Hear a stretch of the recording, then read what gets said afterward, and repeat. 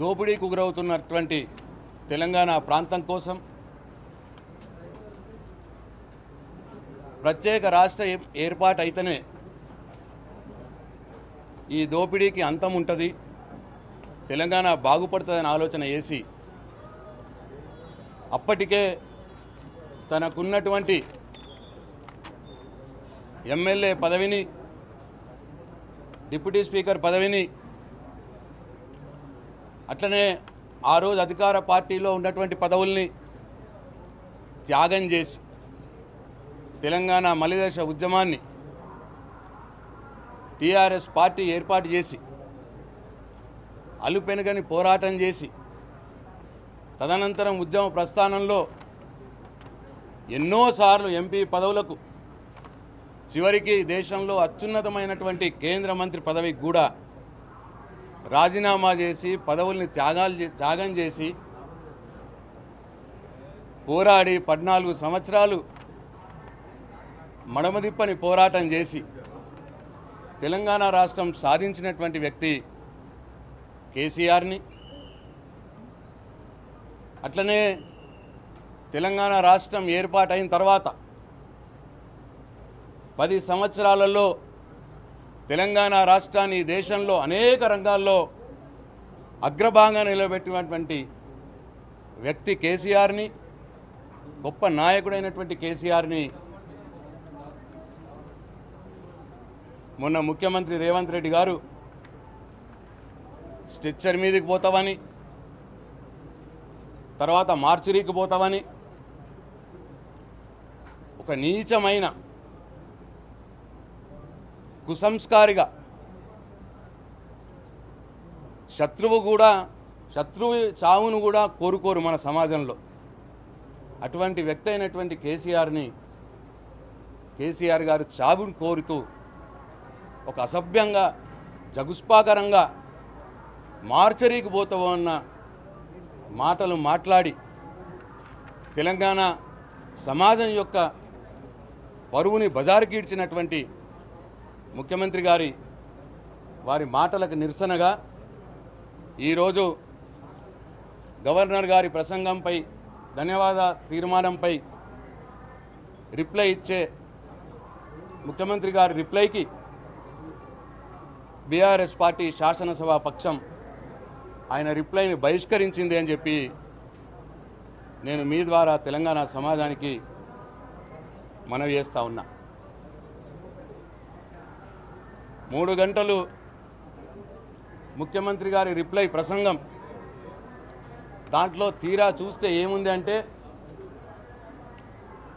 Minimum ఎంత లేదన్న ఒక 100 సార్లు కేసీఆర్ జపం, కేసీఆర్ పేరు జపం, నామస్మరణం, తర్వాత బీజేపీ కేంద్ర ప్రభుత్వం ప్రశంసలు, పొగడ్తలు. ఇది తప్ప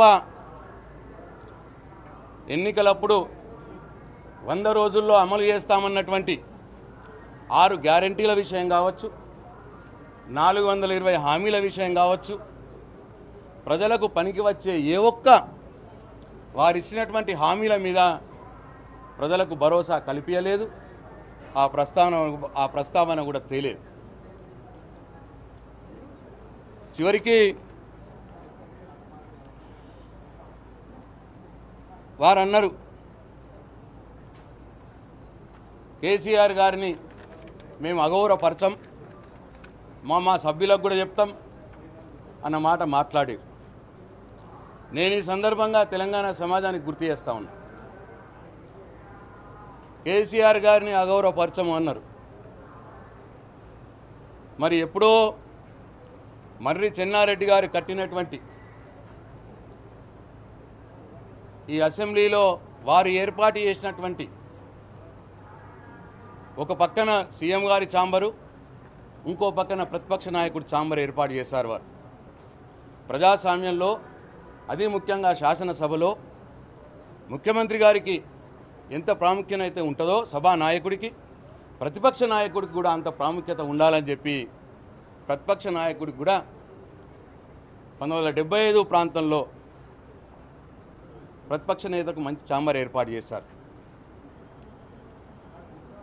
ఇవాళ 40-45 సంవత్సరాలుగా అదే పద్ధతి కొనసాగింది. మేము 10 సంవత్సరాలు ఉన్నప్పుడు కూడా అదే పద్ధతి కొనసాగించినాం. కానీ ఇవాళ ఈ ప్రభుత్వం వచ్చిన తర్వాత కేసీఆర్ గారి మీద ఉన్నటువంటి ఒక గుడ్డి వ్యతిరేకత, అక్కసు ఈ ముఖ్యమంత్రి గారికి ఉన్నది కాబట్టి చాలా దురదృష్టకరంగా ఎవరు కూడా ఊహించని విధంగా 40-45 సంవత్సరాలుగా ఉన్నటువంటి ప్రతిపక్ష నేత ఛాంబర్ నుంచి కేసీఆర్ గారిని బయటకు గెంటేసినారు. బయటకు గెంటేసి ఎక్కడో ఒక దగ్గర 2 రూములు ఇచ్చి అక్కడ కూర్చో అని చెప్పినారు. ప్రతిపక్ష నేత ఛాంబర్ని కేసీఆర్ గారి దగ్గర నుంచి లాక్కున్నది ప్రభుత్వం. లాక్కొని ఒక ప్రతిపక్ష నాయకుని అవమానం చేసింది. ఇప్పుడేమో కేసీఆర్ గారిని మేము అవమానం చెయ్యము అన్న మాట మాట్లాడుతున్నారు. అట్లాగే దశాబ్దాలుగా వస్తున్నటువంటి సాంప్రదాయం ఇక్కడ రాష్ట్రంలో కావచ్చు, కేంద్రంలో కావచ్చు, ప్రజలకు చేసినటువంటి ప్రభుత్వాలు ఖర్చు చేసినటువంటి ఖర్చుని కరెక్ట్ ఆడిట్ చేయాలంటే, ప్రజల పక్షాన ఆడిట్ చేయాలంటే ఈ ఖర్చులను ఆడిట్ చేసే కమిటీ, పబ్లిక్ అకౌంట్స్ కమిటీ, దానికి ప్రతిపక్ష నేత సూచించిన వ్యక్తిని చైర్మన్గా చేస్తే, ప్రతిపక్ష పార్టీకి చెందినటువంటి వ్యక్తిని ప్రతిపక్ష నేత సూచించినటువంటి వ్యక్తిని చైర్మన్గా చేస్తే ప్రజాస్వామ్యం పరిరక్షించబడుతుంది అని చెప్పి అటు పార్లమెంట్లో ఇటు శాసనసభలో ఎవరు ముఖ్యమంత్రులైనా, ఎవరు ప్రధానమంత్రులైనా ప్రతిపక్ష నాయకుడిని అడిగి ప్రతిపక్ష నాయకుడు ఎవరి పేరు సూచిస్తే వారినే పిఏసీ చైర్మన్గా ఎన్నుకుంటా వస్తూ ఉన్నారు దశాబ్దాలుగా. మీరు ఏ కేసీఆర్ గారికి గౌరవం ఇస్తామో అని మాట మాట్లాడినారో శాసనసభలో, ఇదే శాసనసభలో ప్రతిపక్ష నాయకుడిని సంప్రదించకుండా, ప్రతిపక్ష నాయకుడు సూచించినటువంటి పేరును కాకుండా టీఆర్ఎస్ పార్టీ నుంచి పార్టీ మారిన వ్యక్తికి, కాంగ్రెస్ పార్టీలో మారిన వ్యక్తికి మీరు పిఏసీ చైర్మన్ ఇచ్చి మళ్ళా ఇవాళ ప్రతిపక్ష నాయకుడికి గౌరవం ఇస్తామో అన్న మాట మాట్లాడుతున్నారు. ఇది ప్రతిపక్ష నాయకుడికి ఇచ్చినట్టేనా గౌరవం? 50 సంవత్సరాలుగా వస్తున్నటువంటి సాంప్రదాయాలను తుంగలో తొక్కి ప్రతిపక్ష నాయకుడిని సంప్రదించకుండా, కేసీఆర్ గారిని సంప్రదించకుండా మీ ఇష్టం వచ్చిన రీతిలో పిఏసీ చైర్మన్ నియమించుకున్నారు. ఇదేనా ప్రతిపక్ష నాయకుడిని గౌరవించడమో అని నేను ఇప్పుడు అడుగుతా ఉన్నాను ముఖ్యమంత్రి గారిని. అట్లనే మార్చురీకి పంపిస్తామని అంటారు. ఇదేనా ప్రతిపక్ష నాయకుడిని గౌరవించే పద్ధతి?